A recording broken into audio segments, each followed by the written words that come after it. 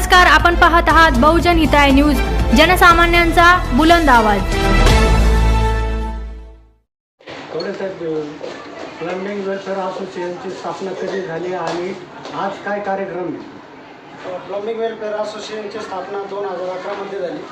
आज कॅलेंडर इनॉग्रेशनचा कार्यक्रम आहे। Sponsored by Venkateshwar machinery borewell यांच्याकडून व्यंकटेश बोरवेल अँड मशिनरी यांच्याकडून हा कार्यक्रम आज आयोजित केलेला आहे। 2011 पूर्वी प्लंबिंग असोसिएशन नव्हती। 2011च्या नंतर प्लंबिंग कॉन्ट्रॅक्टर हे एका छताखाली येण्यासाठी प्लंबिंग असोसिएशन बनवण्यात आले। आपण प्लंबिंग असोसिएशनच्या माध्यमातून सेमिनार, परत नवीन जे कारागीर असतात त्यांच्यासाठी ट्रेनिंग, ITI कॅम्प हे घेत असतो। पूर्ण भारतामध्ये आपण वर्ल्ड प्लंबिंग डे पहिला ह्या छत्रपती संभाजीनगरमध्ये साजरा केलेला होता, 11 मार्च 2011 मध्ये पहिला। तसेच मला बिल्डर और आर्किटेक्ट यांना विनंती आहे की आपल्या कामाचा दर्जा वाढवण्यासाठी, आपलं काम योग्य होण्यासाठी प्लंबिंग असोसिएशनच्या माध्यमातूनच त्यांच्या सदस्यांनाच काम दिले पाहिजे, जेणेकरून आपले काम योग्य रीतीने होईल व प्लंबिंगचा दर्जा वाढेल। प्लंबिंग असोसिएशनची स्थापना करण्यामागचा उद्देश काय आणि का गरज भासली? उद्देश काय होता आणि त्याची का गरज भासली प्लंबिंग असोसिएशनची स्थापना करण्याची? प्लंबिंग असोसिएशन आमचे 2011ला झाले। त्याचा उद्देश हा एकच होता की सर्व प्लंबर माणूस एकत्र येणे, आणि दुसरी गोष्ट कशी की उत्कृष्टरित्या समजा चांगल्या रीतीनं काम कसं होईल। आणि प्लंबिंग असोसिएशन स्थापना झाल्यानंतर आम्हाला गव्हर्नमेंटकडनं ज्या स्कीम असतात किंवा टेक्निकल सेमिनार असतं किंवा कुठल्याही प्रकारचा ITIच्या त्यांच्याकडून काय म्हणतो त्याला स्पॉन्सर जसं की प्रधानमंत्री विकास कौशल्य योजनेच्या अंतर्गत जे कार्यक्रम होतात ते सुद्धा आम्हाला घेता येतील, आणि ही आमची असोसिएशन ही रजिस्टर्ड आहे।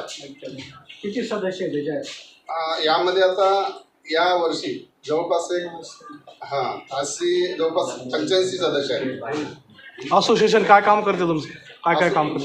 असोसिएशन आमचे एक चांगल्या रीतीनं प्लंबर तयार करणे, शहरामध्ये जे अस्वच्छता तयार होते, जसं ड्रेनेज लाईन आहे ती योग्यरित्या होत नाही, किंवा कस्टमर बिल्डरचे कामं आहेत ते सुद्धा चांगल्या रीतीनं होत नाही, त्यासाठी आम्ही प्रयत्न करतो। आणि वेगवेगळ्या माध्यमातून कुठल्याही वेगवेगळ्या संस्थाकडनं आम्ही टेक्निकल प्रयोग किंवा सेमिनार घेऊन आम्ही आपल्या प्लंबरला शिक्षित करण्याचा प्रयत्न आम्ही करतो। प्लंबिंग असोसिएशनचे काय प्रश्न आहेत? शासन दरबारी तुम्ही काय पाठपुरावा केला? आतापर्यंत आम्ही जे काही केलं सगळं सामाजिक गोष्टी आणि सर्व एक टिप्पणी सर्वांनी मिळून केलं। शासनापर्यंत आम्ही शासनाच्या दारातून वाजवलंच नाही, आणि इथून पुढं जे आता शासनाचं जर जे वाजवायचं आहे ते फक्त याच्यासाठी वाजवायचं आहे का आपल्या शहरामध्ये जे सर्वात मोठा प्रश्न आहे पाणी प्रश्न, जे पैठणहून पाणी येतं पण आपल्या शहरामध्ये यूज तर ते अर्धं भेटतं आपल्याला, आणि त्या अर्ध्यामधून पुन्हा अर्ध कमी होऊन पुन्हा अर्ध माणसाच्या त्या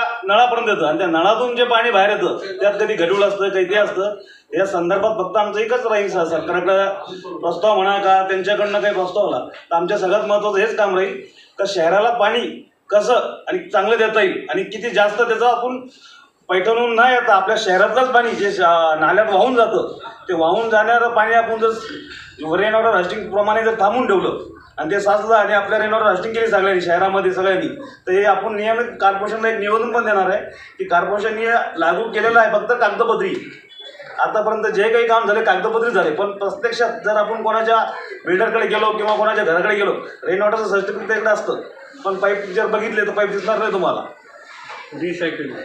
त्याच्यासाठी आपल्याला सरकारकडे एकच मागणी करायची आहे का रेन वॉटर हार्वेस्टिंग जी आहे ती कंपल्सरी केली पाहिजे, आणि त्याची पाहणी केली पाहिजे, आणि त्याच्यात जेवढी सवलत देता येईल, जसं मागं टॅक्समध्ये सवलत होती, टॅक्समध्ये अशी सवलत होती का 15% टॅक्स माफ होता, पण ते लोकांना काय वाटतं 15% जो टॅक्स माफ आहे तो पूर्ण याच्यावर आहे काही, पण तो फक्त व्यवसाय करवरती होता, आणि व्यवसाय कर किती असतो 150-200 रुपये, आणि त्यातून 15% मग ते माणसाला फायदा करणार, त्यामुळे त्याच्यावर कोणी मनावर घेत नाही। याच्यासाठी काहीतरी वेगळी स्कीम केली पाहिजे कॉर्पोरेशननी, तर जेणेकरून प्रत्येक माणसाने जर ते करून घेतलं, रेन वॉटर हार्वेस्टिंग त्याचा फायदा झाला, तर आपल्या शहरातलं जे पैठ्यातलं पाणी अर्धे भेटतं, पण आपल्याला स्वतःलाच जे पाणी आहे पूर्ण पाणी जे बोरमधून भेटलं, ते मला वाटतं 80% पाणी आपल्या शहरामध्ये आपण साचू शकतो. आणि त्याच्यासाठीच आम्ही कॉर्पोरेशन म्हणा किंवा सरकार म्हणा यांच्याकडे एकच मागणी करणार आहे की हार्वेस्टिंगसाठी जर आमची सहायता जर लागली रेन वॉटर हार्वेस्टिंगसाठी, तर आम्ही सर्व सहकार्य करायला तयार आहे. कॉर्पोरेशन म्हणा किंवा वरती म्हणा, केंद्रात म्हणा किंवा आपल्या राज्यामध्ये म्हणा, जे काही आम्हाला प्रस्ताव येईल किंवा आम्ही प्रस्ताव मांडू. इथून पुढे आता आमची जी प्रतीक्षा आहे, आमच्या आता नवनिर्वाचित अध्यक्ष आहे कडवे साहेब, यांना आम्ही पूर्ण मिळून सगळं शक्तिबळ देणार आहे आणि सर्व मिळून शहरासाठी चांगल्या विकासासाठी काय करता येईल ते आम्ही काम करणार. औरंगाबाद शहरामध्ये सर्वात जास्त प्रमाणामध्ये इलिगल नळ कनेक्शन्स आहेत आणि त्या माध्यमातून जेवढं पाणी येतं तर ते पाणी अशा पद्धतीने वेस्ट किंवा चोरीलं जातं.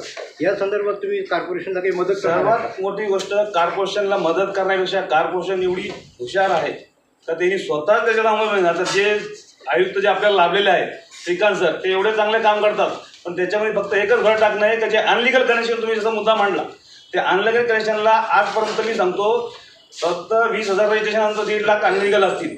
त्याला फक्त कागदपत्रे आणण्यासाठी फक्त पहिल्या वेळेस त्यांचं जे पहिल्या वर्षी नुकसान होऊ शकतं कॉर्पोरेशनचं, पण दुसऱ्या वेळेस त्यांना एवढा फायदा होईल की त्यांनी फक्त 500 रुपयाचा फॉर्म घ्यावा प्रत्येक नळ कनेक्शनकडून.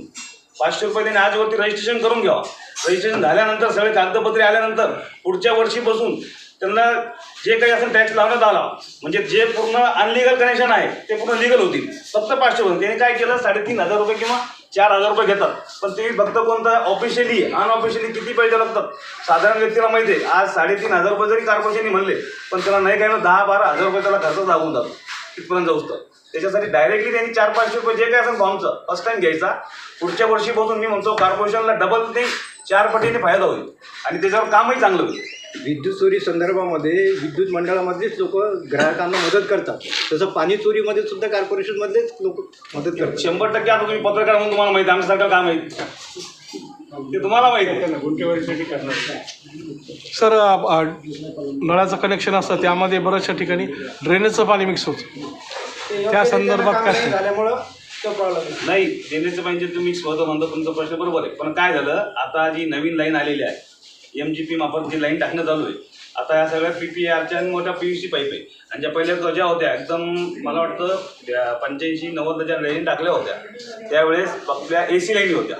आणि AC लाईनी काय झालं, जागोजागी शहरामध्ये पहिले झाडं छोटे होते, आता झाडं मोठे झाले आणि AC पाईप कसा क्रॅक मारतात, त्याच्यामध्ये झाडाच्या मुळे जातात. एखाद्या वेळेस कोणाचं कनेक्शन कसं असतं, GIचे पाईप होतं, जुने 15-20 वर्ष जुने पाईप आहे ते सडतात आणि त्यातून काय होतं, पाणी बाहेर निघतं आणि ते ड्रेनेजचं पाणी एखादं चंबर बाजूला असतं, मग त्यात घुसतं. जोपर्यंत पाणी येतं तोपर्यंत पाणी बाहेर निघतं आणि एकदा पाणी बंद केलं, टॉक बंद केला तर वरचं पाणी पुन्हा खाली जातं आणि ते सर्क्युलेशन होतं. तर त्याच्यासाठी आता जे MGPने आणलेला आहे प्रस्ताव तो चांगला आहे, ते काम चांगलं चालू आहे. आणि आता शहरातल्या मला वाटतं एक 25-20% काम बाकी आहे पाईपलाईन बदलण्याचं, ते पुढच्या वर्षी पण चांगलंच होईल. आता नवीन मार्केटमध्ये नवीन मशिनरी आलेली आहे, त्याचं वैशिष्ट्य काय थोडं सांगत. मशिनरी आता आपल्याकडे आलेलं आहे, त्याचे वैशिष्ट्य काय? त्याचे वैशिष्ट्य म्हणजे लो व्होल्टेजवरती हाय परफॉर्मन्स देतात पंप आपले. हे जे CG पॉवर पंप आहेत, अगोदर जिथं 1.5 HP पंप चालत होता त्या हेडवरती आज तोच टेक्नॉलॉजी 1 HP मध्ये त्याने केलेले, डिझाईन अँड डेव्हलपमेंट केलेले, म्हणजे इलेक्ट्रिसिटी वाचते, डिस्चार्ज बी सेम येतं आणि त्याच हेडवरती तो काम करतो. आणि आपण सेल्फ प्रायमिंग पंप, आता नळावरती जे आधुनिक पंप आलेले आहेत जोरात पाणी ओढण्यासाठी, त्याला म्हणतात V टाईपचा पंप, एक मध्ये V टाईपचा पंप. अगोदर रेग्युलर L टाईपचा पंप यायचा, आता V टाईपचे पंप आलेले. आणि हाय राईज बिल्डिंग झालेले आहेत, सध्या उंच अपार्टमेंट होत आहेत, त्यासाठी मग वेगवेगळ्या प्रकारचे ओपन वेल पंप आलेले आहेत. पूर्वी हा ओपन वेल कन्सेप्ट नव्हता, तसं हाय राईज बिल्डिंग आलेले तसे ओपन वेलचे पंप सुद्धा आलेले आहेत, जेणेकरून की हा पंप खालच्या अगोदर ठेवून वरच्या अगोदर पाणी घेण्यासाठी. त्याची किंमत कशी राहणार आहे? किंमत कमीत कमी 5,500 पासून, म्हणजे ते हाफ HP पंप, जास्तीत जास्त मग 20,000-22,000 रुपयेपर्यंत आहे. 3 HP ते 5 HP पर्यंत, जसं जसं ॲप्लिकेशन त्याप्रमाणे असणार. जोडण्यासाठी आता ह्या वर्षी परत 6 सदस्य आमच्या संघ जोडले गेलेले आहेत. आता आम्ही परत सदस्य जोडण्यासाठी प्रयत्न करणारच आहोत. जेणेकरून प्लंबिंगचे काम योग्यरीत्याने होईल. ज्यांना अजून त्या प्लंबिंग कामाचा अनुभव नाही त्यांनासुद्धा आम्ही असोसिएशनमध्ये घेऊन सेमिनार करून ट्रेनिंग करून त्यांना पण उत्तमरीत्या काम करता येईल असे योग्य बनवू आणि असोसिएशनला वाढतच. प्लंबरांना काय आव्हान करणार? प्लंबरला आमच्याकडनं एकच आव्हान आहे की जास्तीत जास्त लोकांचे कामं चांगल्या रीतीनं करून इमानदारीनं करून आणि स्वच्छ शहर बनवण्यासाठी मदत करायला पाहिजे असं आम्ही आव्हान करतो. सर आय टी झालेले बरेच प्लंबर आहेत, बरेच बेरोजगार आहे, अशासाठी आपल्या असोसिएशन काय करेल? नाही, आय टी आयमध्ये आम्ही टाईपाचे आय टी आयला त्याच्यामुळे जिथून ते ट्रेनिंग घेऊन आलेच नंतर ते आमच्याकडेच येतात. बरोबर आता पर्यंत कमीत कमी 150 ते 200 मुलं आय टी आय करून आमच्याकडे येऊन परत ते गव्हर्नमेंट जॉबला पण लागले. कोण कोण उपस्थित आहे त्यांचं नाव? गणेश शिरालाल जाधव, मी सुनील कडवे अध्यक्ष, ते बाळासाहेब भोसले संचालक, गंगाधर कोचुर रामगणे संचालक, रमेश किरा चव्हाण सचिव.